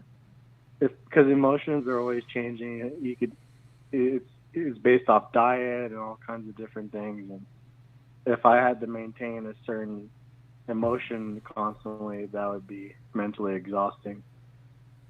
Yeah, I think there may be something different. If you grow up outside of that paradigm, then it's not really something that you grow into. For a lot of people that grow up in the church, it's just something that you see modeled by your parents. I mean, you may see your mother come home and seem to be really put together at church and smiling and talking with her Relief Society sisters and fine, but as soon as she gets home, she strips down and is crying in her shower because she doesn't feel the healing that she has been promised that she's supposed to feel, because she feels separated from her sisters, what she thinks should be her sisters in the church, and feels disempowered, and all of those things weigh on her, but she can't express it outwardly when she knows eyes are watching. This is an experience that I've heard again and again that women have. And if you're a man and you feel overwhelmed by the things that you do, but you've been trained your entire life that you never say no to a calling. Your job and role is to be a provider, and so to the extent that you're able to achieve that, then you are a good person, and to the extent that you don't, then you're not a good person. And at some point, you just kind of throw your hands up in the air. It's one of those things that are part of the culture that it's easier to understand and to see how people deal with it when you've grown up with it, or when you're kind of saturated in it. But as an outsider looking in, I agree with you. It'd be like, well, how can you contain all of these things and not explode? I can definitely see that it's hard to perceive that. So I'm guessing that's part of the shelf breaking as well, that acknowledging your feelings. Or I think it will be something that is part of the process that allows someone ultimately to question it. I've heard from a number of people who say that it wasn't really, the facts about Joseph Smith's polygamy or polyandry or the Book of Abraham. All of those historical facts really weren't the thing that freed me from the control of the group. It was my own emotional destitution, and the fact that I was just laid bare, laid as low as I possibly could be, feeling the weight of all of the expectations of the church on me. And I eventually just said, I either have to die or just look at things from a completely different way. And it was kind of that moment that freed them to examine then whether or not the weight that was bearing down on them was justified, and what it actually consisted of. And that freed them to look into sources that otherwise they would have been restricted from viewing or looking or examining just within their own minds. So I think for some people it will play a much bigger role. I tend to hear that more from women than men, but I think it could go either way. So certainly it's a factor for some people. Yeah, and I'm guessing the bearing your testimony is a way to help reinforce the emotional feeling of happiness, sort of. Yeah, I think particularly, sociologists who examine how group dynamics work will acknowledge that when you have one person stand up and say something, then it has an effect on the group, so that other people, it reinforces certain concepts and themes in the minds of the people who are in the group listening to that thing, and it helps kind of entrench and reestablish certain themes. And so that's why you'll see testimonial groups. Even if you go into multi-level marketing meetings, you may have some people who doubt things, but then somebody stands up and talks about their success, and it gives the other people in the audience something to aspire to. It's certainly a part of that groupthink dynamic. And in Mormonism, it plays a very similar role. I think that's part of the power of fast and testimony meeting. It's, suddenly it's not just the leaders standing up and saying that things are working for them or that they're dealing with issues. It's now other members. And if she can deal with the trials that she has and remains faithful and she's bearing her testimony, well, then I can do it too. And it just serves a reinforcement psychological pattern that people see. And it also says it does something to the individual who stands up and bears their testimony. There's this notion of when you stand up and say something that you believe, it does have a psychological effect on making what you say come true. As former Mormons, we criticize, I think it was Dallin Oaks who said, the way to gain a testimony is to bear it. And so at its nuts and bolts, what he's saying is that if you don't have a testimony, stand up and lie and say that you do, and then after a while it'll become true. And there is a very significant psychological rule about that is actually what happens when sociologists research people who in group dynamics will say something, belief will follow action in that regard. Do you, let me ask one more question. I know there's probably other callers. Did it ever get exhausted, worn down over time, just always trying to relive that feeling of your, like as you leave the church? Or say that again. You cut out just a little bit. Does it become tiring to try and relive that testimonial experience over time? Doesn't it burn down over time? Or you mean for people who stay in the church? Is it like after the next spiritual high, doesn't it just wear off eventually? I think that people who experience a spiritual high, at least as I've talked to people close to me who still feel very rooted in Mormonism, in spite of some of the controversial issues, specifically because of moments in their life where they have experienced that spiritual high, the effect and power of those spiritual experiences is very, very significant. And so you may have somebody who has confronted issues in church history that are very problematic, that would, in any other context, impeach the claims of the leaders, whether it's anachronisms in the Book of Mormon, the Book of Abraham issues, problems with abuse and cover-ups, and all those issues. It would totally cause them to walk away in any other context. But because their mind is called back to the moment where, in desperation for their own plight of their own soul, after reading the Book of Mormon, they said a prayer and they had what they feel was a very spiritual experience, that will always come back to their mind as something that keeps them in the church. And it does that because they're informed by the church leaders that, regardless of what you come to question, never question those powerful experiences that bore testimony to you of the truth.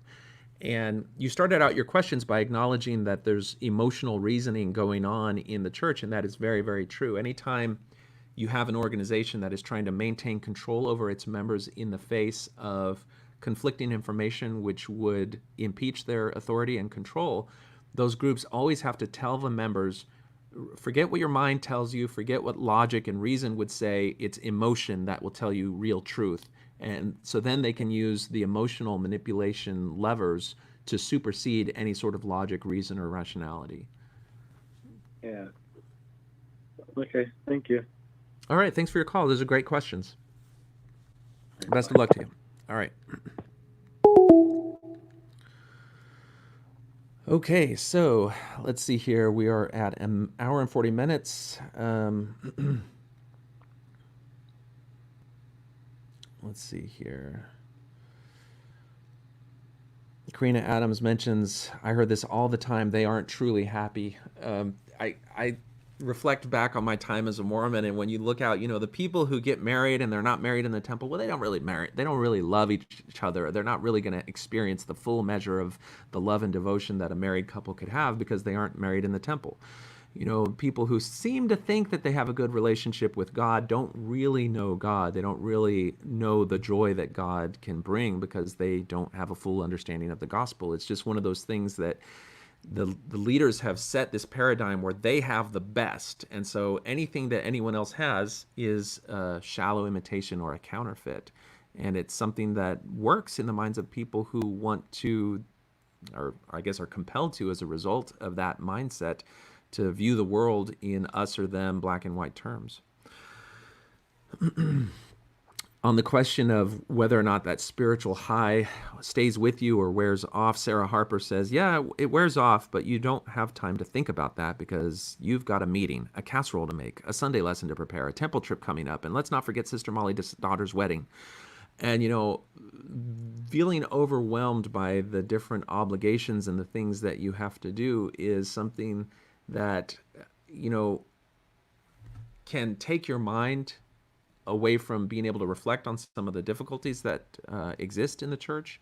But when you're also told that the very act of fulfilling those calls upon your time and your resources is a spiritual experience in and of itself, and that you should feel the spiritual high from those acts of service, and by tying the notion of that spiritual elevation to those acts of service and devotion and sacrifice, well, then if you do those things, you should be feeling that. And if you don't, if you feel overwhelmed, then the member is left to blame themselves or to find something wrong with themselves, and it gets back into that cycle of, how can you be so unhappy and yet seem to be doing so well and have the outward appearance of doing well? It's all tied into that. All right. Let's see here. Brian Mills mentions, doesn't Utah lead the nation in antidepressant abuse? I don't know if there's so much something as antidepressant abuse, but maybe antidepressant use. If you have a bunch of people who feel the learned helplessness that is the definition of depression and are empowered to seek medical assistance for it, then they may do that.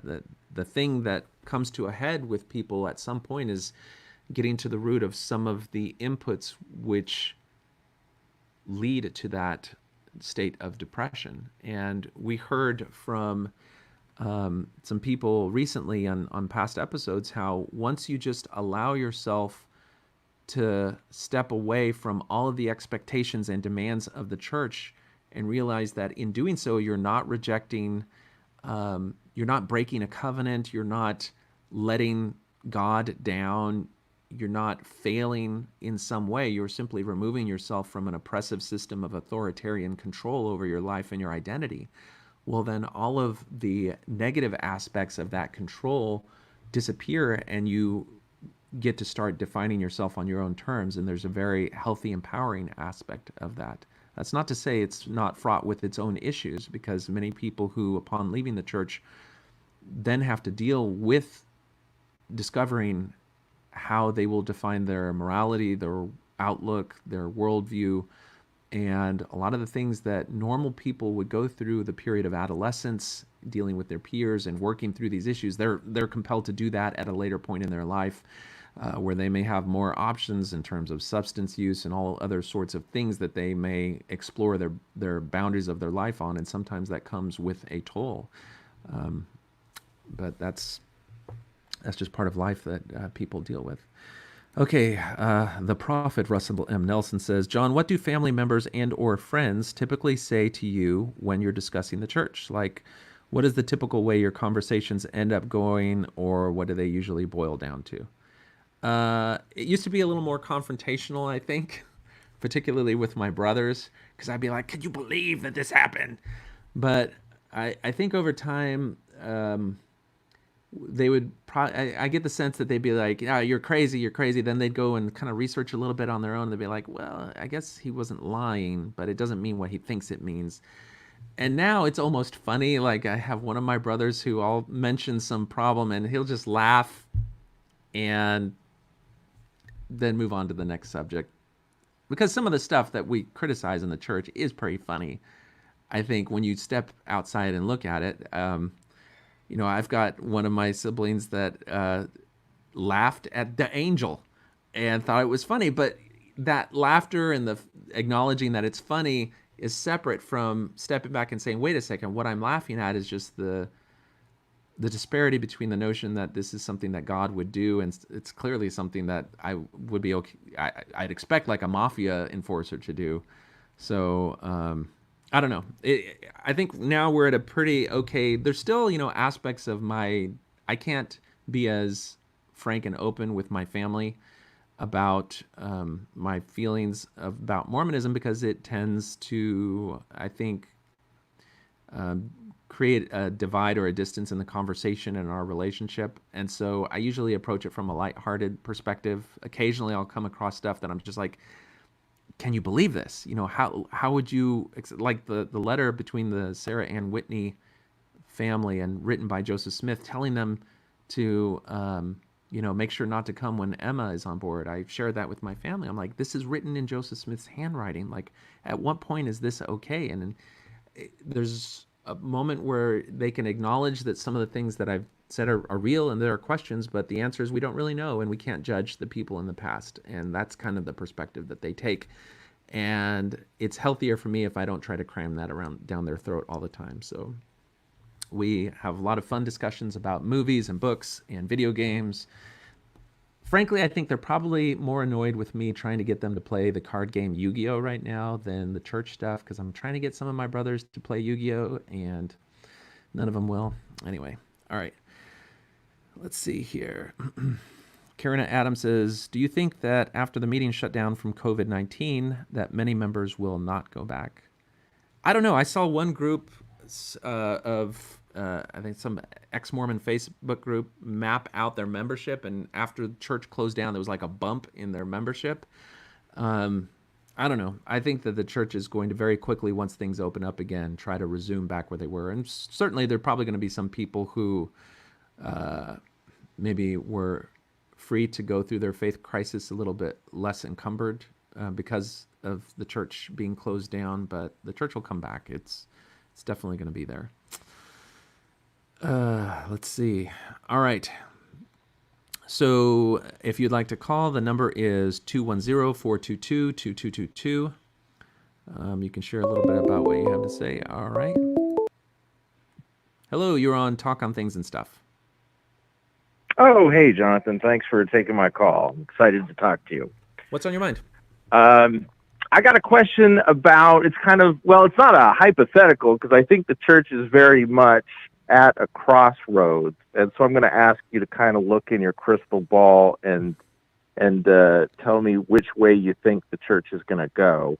I'm a very similar age to you. I grew up in the church in the 80s, in the 90s, and the church of 2020 is very different from the church that we grew up in.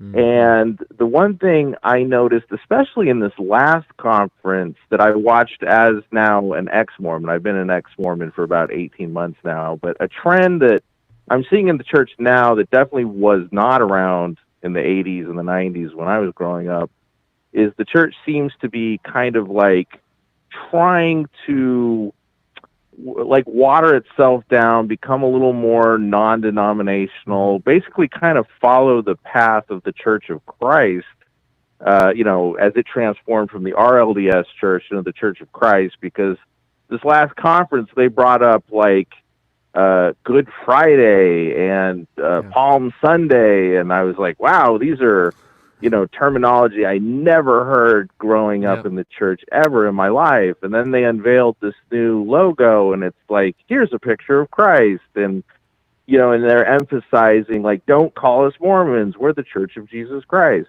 And so, like, the crossroads that I see them at, they're really going to have to eventually sort of decide one way or the other is, do they kind of go the way of the Church of Christ and sort of disassociate themselves from the very problematic history of Joseph Smith and the Book of Mormon and what have you, like that denomination did?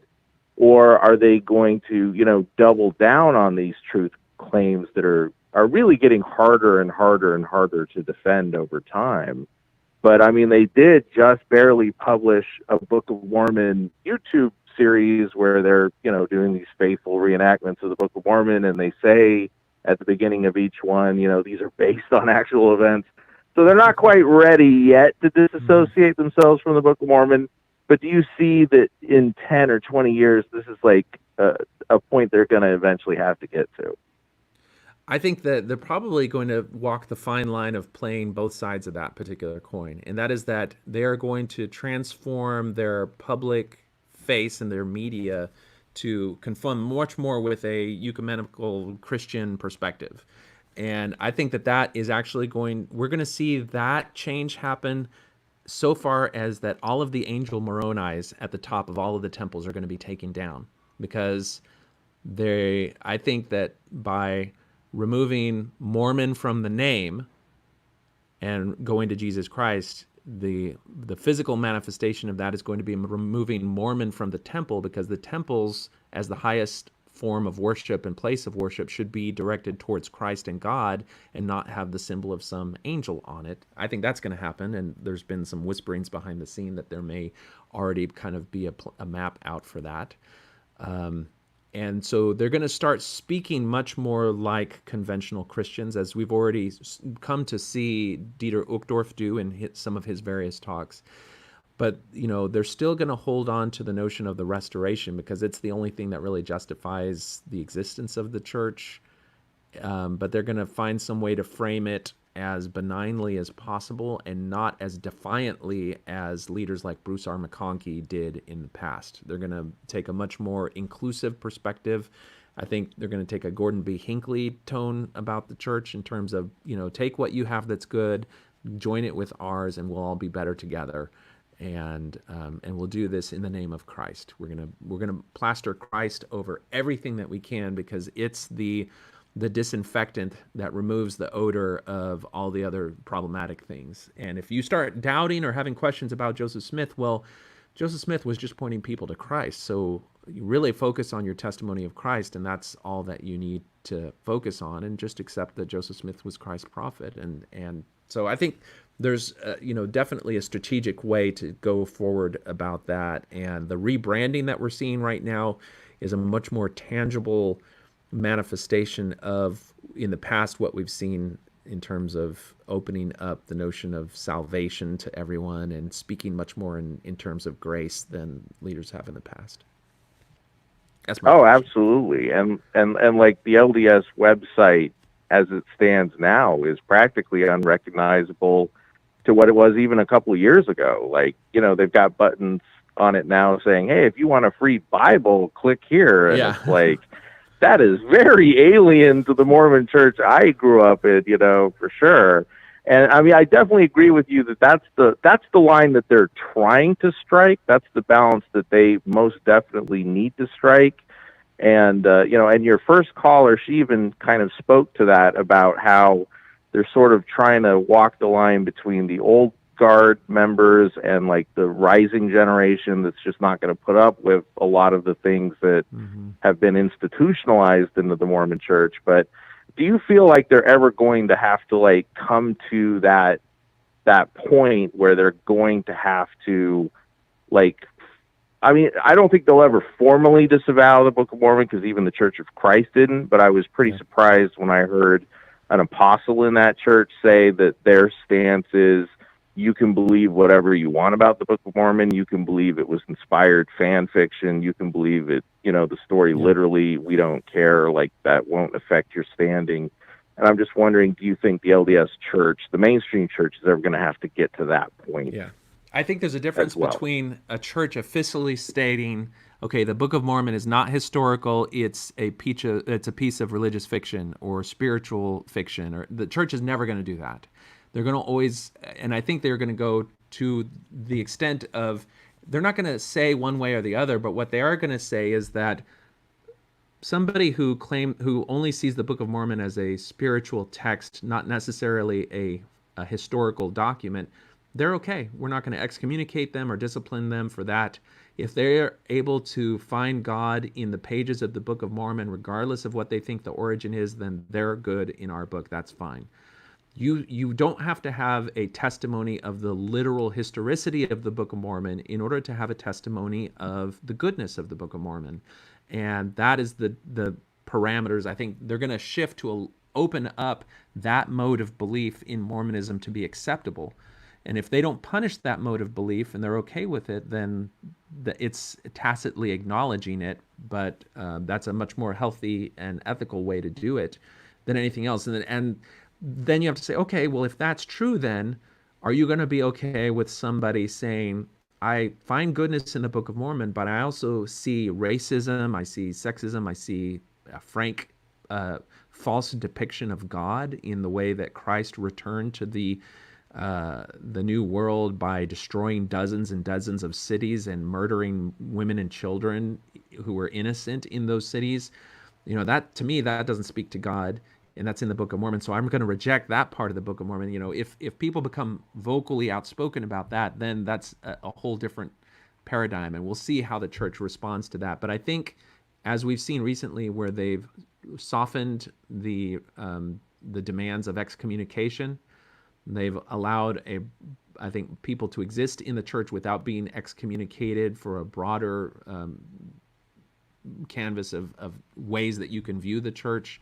We're just going to see the move happen to that, where I think excommunication is going to lose its teeth and it's not going to be applied as broadly.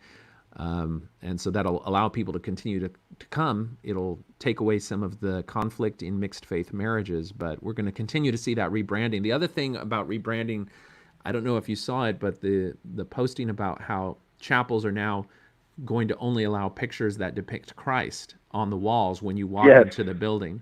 And so, you look at that and they give a list of examples of the pictures of Christ. And you would think in a Restoration church, one of those pictures should be Joseph Smith kneeling with Christ and God in the first vision, because it's a depiction that is both Christ-oriented as well as restoration-oriented, but that was not among the pictures that they provided as examples.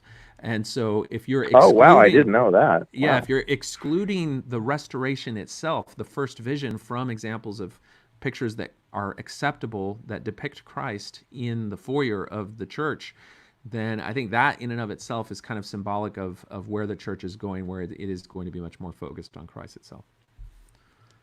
Yeah, no, that definitely speaks to what my personal theory is. Eventually, they will kind of take the stance of the former RLDS church, Yeah. now Church of Christ, where it's just kind of like, believe what you want. I mean, it's literally a temple recommend question now, but like I think they'll eventually strike that and make room for that, because they have to. I mean, there's just the stuff in the gospel topics essays. I was never exposed to that when I was a member of the church, because when I was a member of the church, I was taught literally the opposite of those things. I was taught those are anti-Mormon lies, and there's no way that these things are true.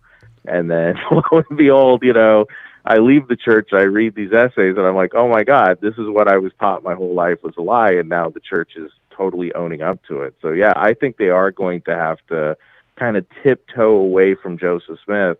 And I find that interesting that you're saying that, first vision depictions are not among the approved, artwork, because I've been in many a chapel. I've been in old chapels that have like stained glass representations of the first vision. So for them to make, that far of a march away from it is pretty interesting. Well, I want to clarify. They didn't say that they're not allowed. It's just when they released that press release, they also released a kind of a gallery of pictures. They're like, these are the pictures that, You don't even have to ask. These are the ones we're giving as examples that would be allowed. And in those examples, they didn't have a first vision. I think if some bishop was like, well, I need a first vision, Christ is in the picture, I'm going to put it there.